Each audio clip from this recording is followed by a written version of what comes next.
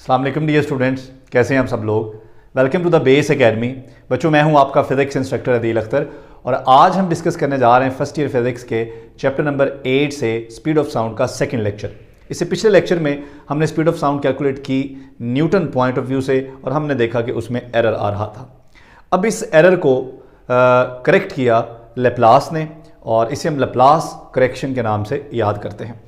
बच्चों, उसमें जो बुनियादी गलती कहाँ पे हो रही थी, ठीक है जी, और न्यूटन का क्या आइडिया था, लेप्लास का क्या आइडिया था, पहले ज़रा हम इसको डिस्कस करते हैं। जैसा कि आप सबको पता है कि साउंड वेव्स के अंदर दो पॉइंट्स हमारे पास होते हैं, कंप्रेशंस और रेयरफेक्शन के नाम से। बच्चों, कंप्रेशंस वो रीजन होते हैं जिस रीजन में ये मीडियम के मॉलिक्यूल्स करीब करीब होते हैं, क्राउडेड हुए होते हैं, ठीक है, और यहाँ प्रेशर भी ज़्यादा होता है। रेयरफेक्शंस वो रीजन होते हैं वो साउंड वेव्स के अंदर जहाँ पर हमारे मीडियम के मॉलिक्यूल्स के दरमियान डिस्टेंस ज़्यादा होता है, यानी कि वो लेस क्राउडेड हुए होते हैं, ठीक है। बच्चों, रेयरफेक्शंस के दौरान प्रेशर कम होता है और कंप्रेशंस के दौरान जो प्रेशर है वो ज़्यादा होता है। अब कंप्रेशंस को हम हॉटर रीजन्स भी बोलते हैं क्योंकि जब कंप्रेशन होती है तो यहाँ पर हीट प्रोड्यूस होती है, और हमारे जो रेयरफेक्शंस हैं हम इनको कूलर रीजन भी बोलते हैं। अब न्यूटन का आइडिया ये था कि कंप्रेशन के दौरान जो हीट प्रोड्यूस होती है ये हीट ट्रांसफर हो जाती है रेयरफेक्शन में, यूं temperature of the medium constant रहता है।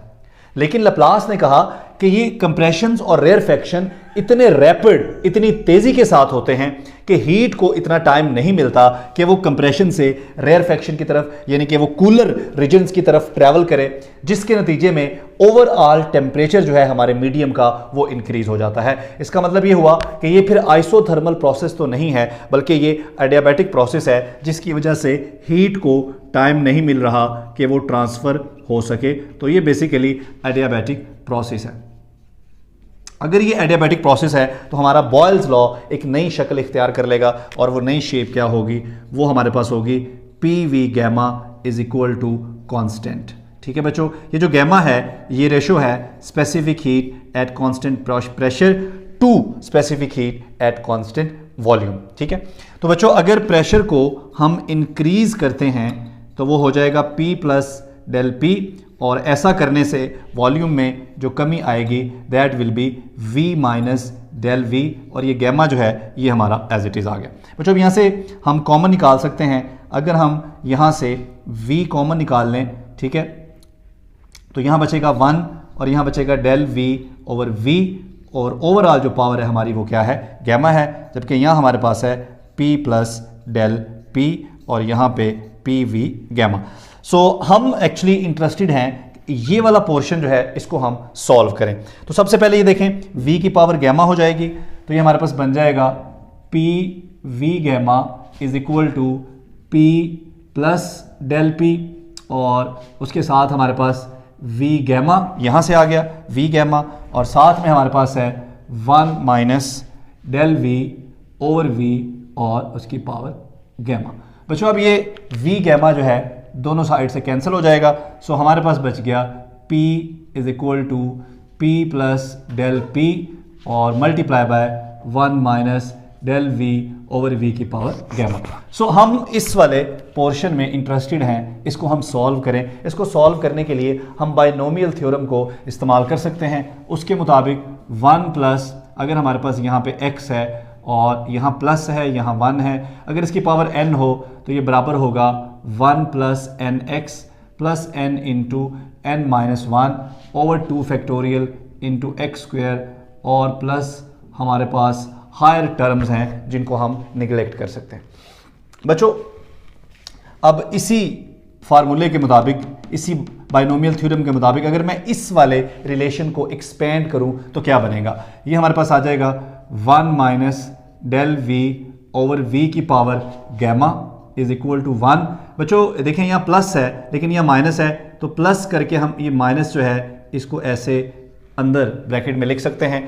तो 1 प्लस आगे आएगा प्लस n हमारा क्या है, गैमा, और x, बच्चों हमारा x क्या है, minus del V over V, तो यहाँ पर आ जाएगा minus del V over V, और आगे जो हायर टर्म्स आ रही हैं उनको हम निगलेक्ट कर देते हैं। तो बच्चों हमारे पास यहाँ से क्या बचेगा, 1 माइनस, ये देखें प्लस माइनस माइनस हो जाएगा, gamma into del we over v. तो हमारे पास सिंप्लीफिकेशन के बाद ये वाली जो एक्सपेंशन है 1 minus del we over V की power gamma is equal to this. अब हम रिप्लेस कर सकते हैं, यहाँ पर इस जगह पर हम इस वैल्यू को रिप्लेस कर सकते हैं। सो हमारे पास क्या बचेगा, हमारे पास बचेगा P is equal to P plus del P और multiply by 1 minus gamma del V by V। बच्चों इसको हमने यहाँ पर रिप्लेस कर दिया। अब आप इन दोनों फैक्टर्स को सिंपली मल्टीप्लाई कर दें तो हमारे पास आ जाएगा P multiply by 1 is equal to P minus gamma P del V over V plus del P और plus minus minus gamma del P del V over V। बच्चों ये दो स्मॉल वैल्यूज़ हैं, ठीक है जी। जब इनका प्रोडक्ट हो रहा है तो जो रिजल्ट है वो फर्दर स्मॉल हो जाएगा, तो इस वजह से इस टर्म को यहाँ से हम निगलेक्ट कर सकते हैं। तो हमारे पास क्या बचेगा, ये देखें P से P भी कैंसिल हो जाएगा, हमारे पास बचेगा 0 is equal to minus gamma P del V over V plus del P। अब ये डेल इस टर्म को हम अगर यहाँ पे ले आए तो ये बनेगा gamma P into del V over V is equal to del P। बच्चों अब गैमा P को आप यहाँ पे रहने दें, ठीक है। ये जो टर्म है डेल V ओवर V ये मल्टीप्लाई हो रही है, अगर मैं इसको उधर ले जाऊँ तो ये डिवाइड हो जाएगी, तो ये बन जाएगा del P divided by del V over V। अब हमने इस टर्म को अंडरस्टैंड करना है, हमारा आंसर इसके अंदर है कि ये टर्म एग्जैक्टली है क्या।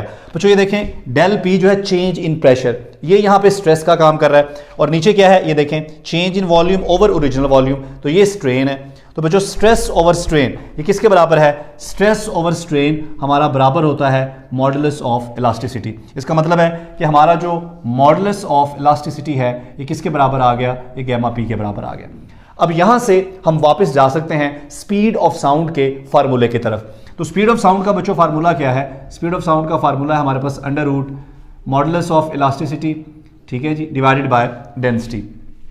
इसमें वैल्यू पुट कर दें, v is equal to E की जगह पुट करेंगे गैमा P डिवाइडेड बाय रो।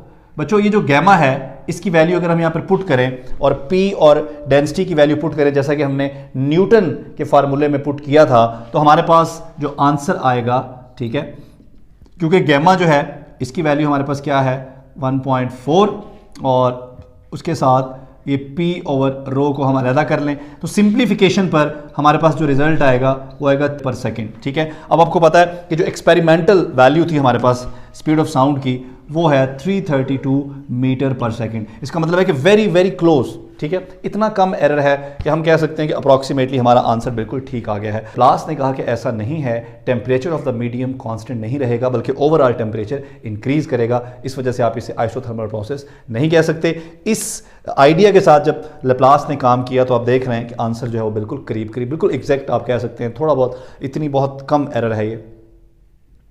तो इसके साथ ही हमारा स्पीड ऑफ साउंड का ये टॉपिक कंप्लीट हो गया। इसमें दो लॉन्ग क्वेश्चन हैं, एक न्यूटन के जो है वो आइडिया के साथ और एक लैप्लास करेक्शन के साथ। तो इंशाल्लाह नेक्स्ट लेक्चर में हम देखेंगे कि स्पीड ऑफ साउंड जो है वो किन किन फैक्टर्स पर डिपेंड करती है। थैंक यू, अल्लाह हाफिज़।